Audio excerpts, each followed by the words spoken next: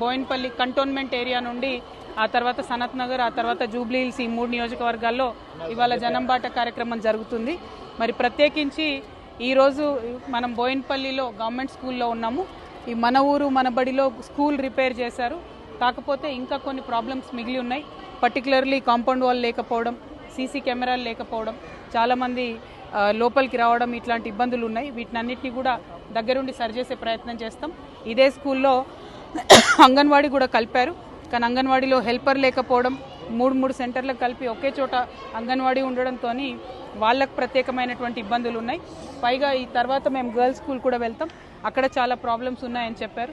So జాగృతి జనంబాట కార్యక్రమంలో భాగంగా ప్రత్యేకించి విద్య, స్కూళ్ళ పరిశీలన, వైద్యం, హాస్పిటల్స్ పరిశీలన, తర్వాత మౌలిక వసతులు, డ్రైనేజ్ కానీ వాటర్ కానీ వీటి మీద ఎక్కువ ఫోకస్ చేస్తున్నాం.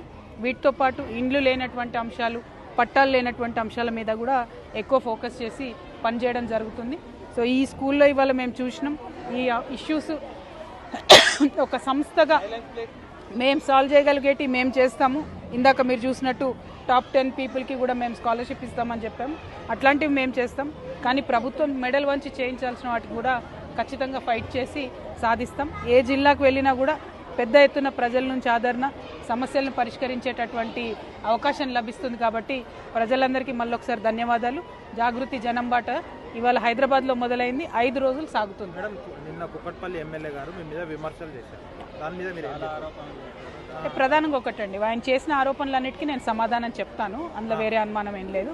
కానీ ఏదైతే వారు పర్సనల్గా అటాక్ చేశారో అది వారి ఫ్రస్ట్రేషన్ని బయట పెడుతుంది. నేను వారు చేసిన అన్ని ఆరోపణలకు కూడా 1-2 డేస్లో నీట్గా ప్రెస్ మీట్ పెట్టి ఆరోపణలన్నిటి కూడా సమాధానం ఇస్తాను. ఏదో ల్యాండ్ నేను గ్రాప్ చేసి అది అని చెప్పారు, అది అవుట్ రైట్గా విత్ డాక్యుమెంట్స్ నేను చెప్తాను. కానీ వారు వాడిన భాష కానీ వారు మాట్లాడిన తీరు కానీ డెఫినెట్గా వారి ఫ్రస్ట్రేషన్ని బయట పెడుతుంది.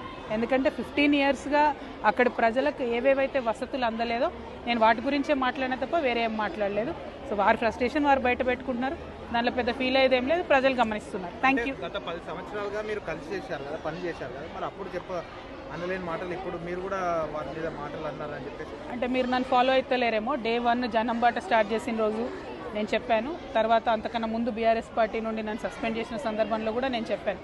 నన్ను నిజామాబాద్ వరకే పరిమితం చేశారు. సో మేము నిజామాబాద్లోనే ఉన్నా తప్పితే రాష్ట్ర వ్యాప్తంగా ఏం జరుగుతుందో చూడలేదు. ఈ జనంబాట కార్యక్రమం పెట్టుకున్నది కూడా ఎందుకంటే రాష్ట్ర వ్యాప్తంగా తెలంగాణ రాష్ట్రం వచ్చిన తర్వాత ఇప్పటి వరకు ఏం అభివృద్ధి జరిగింది, ఏం జరగలేదు, ఈ అంశాలను డెఫినెట్గా బాగా ఆలోచన చేసుకుంటాం. మిగిలి ఉన్న పనులు చేయడానికి మా వంతుగా మేము కృషి చేస్తాం, ప్రభుత్వాల మీద ఒత్తిడి తీసుకొస్తాం. మంచి పనులు జరిగిన చోట జరిగినాయని చెప్తాం. ఇప్పుడు ఇక్కడ నిలబడ్డ మీ స్కూల్ కట్టిండ్రు, మంచిగా ఉంది కదా, పాత స్కూల్ నుంచి మంచిగా కట్టిండ్రు. కానీ ఇంకా కొన్ని సమస్యలు మిగిలి ఉన్నాయి ఈ స్కూల్లో కూడా, వాటి మీద అయితే ఎవరో ఒకరు పనిచేయాలి. ప్రతిపక్షం పట్టించుకుంటలేదు, పాలకపక్షం అసలే పట్టించుకుంటలేదు. సో జాగృతి జనగలంగా ముందుకెళ్తుంది.